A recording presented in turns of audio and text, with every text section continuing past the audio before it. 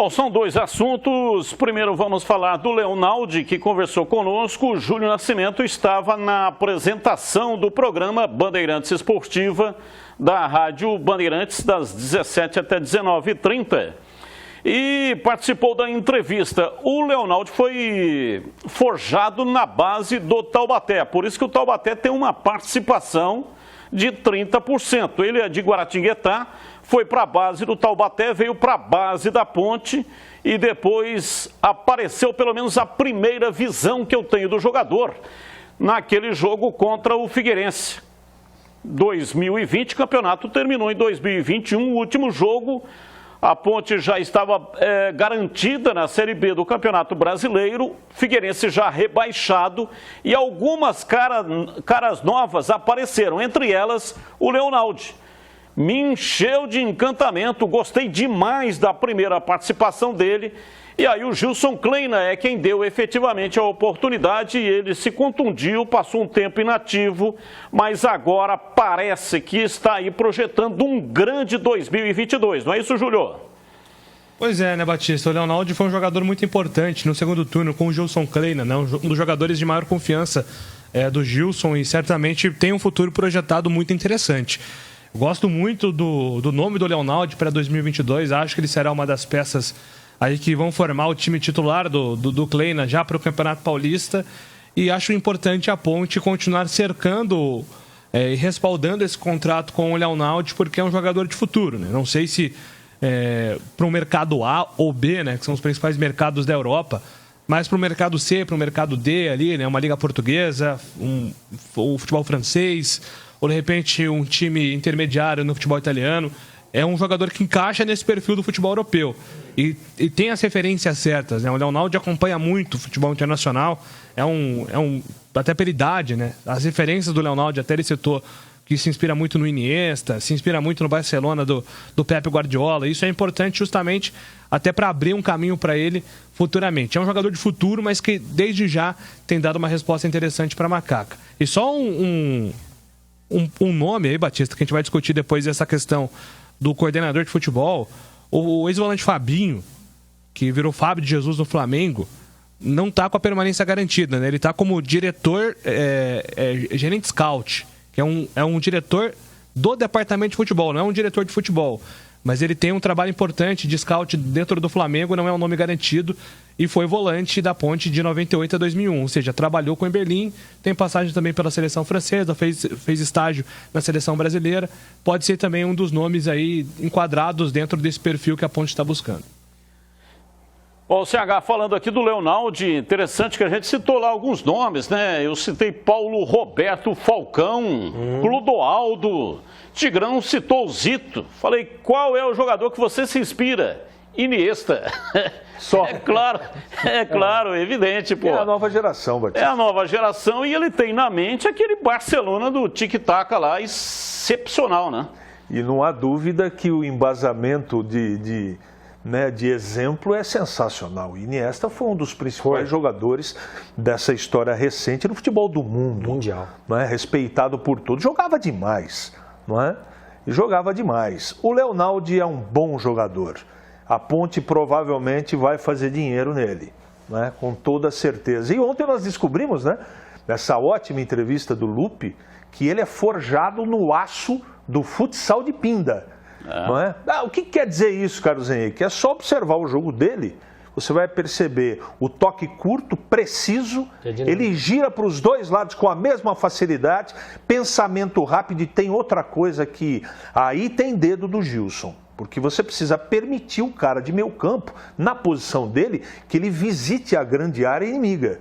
E é o que ele mais faz. Então o Gilson soltou ele e deu certo, porque ele fez vários gols. Fico muito feliz, conheci um pouco mais, ou todos nós, né?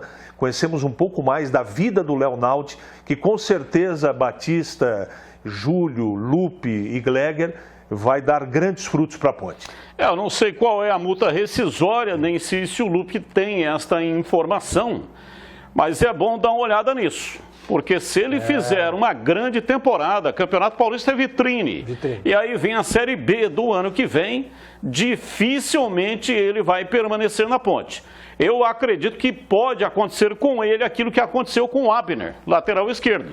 Alguém vai aparecer aí, paga a multa rescisória, a multa do Abner, 10 milhões de reais. Exatamente, Batista. Precisa rever essa questão contratual. Agora, eu estou para dizer que foi o seguinte, tá? A Ponte teve uma arrancada ali nas mãos do Gilson Kleina, né? Jogos interessantes dentro de casa, com vitórias seguidas, jogando principalmente no Moisés Lucarelli. E eu, na minha opinião, deve-se muito a esse menino aí, ao Leonaldo. Ele arrumou o meio de campo da Ponte. Até então, o Gilson cheio de problemas, e a partir do momento que ele tem a sequência como titular, tanto ele quanto o Marco Júnior, né? Que nós até discutíamos muito, pô, mas a Ponte está jogando com 3 volantes, precisando sair dessa situação, e deu muito certo.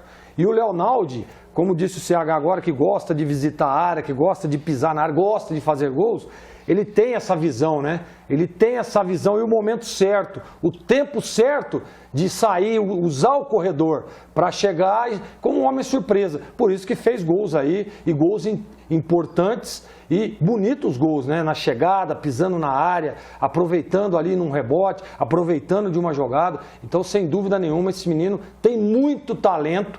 E 2022 vai ajudar muito a Macaca. O Gleger já fez a correção, a gente não pode ser injusto com uma... Você foi perfeito, eu concordo com você.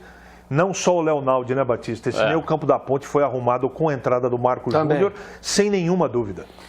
Ô CH, falando do gerente de futebol, o Marco Eberlin, aliás, ele não gosta do termo executivo de futebol. Ele diz que remete a papéis, a cargo burocrático. Ele detesta isso. Abomina e também não quer a nomenclatura gerente de futebol.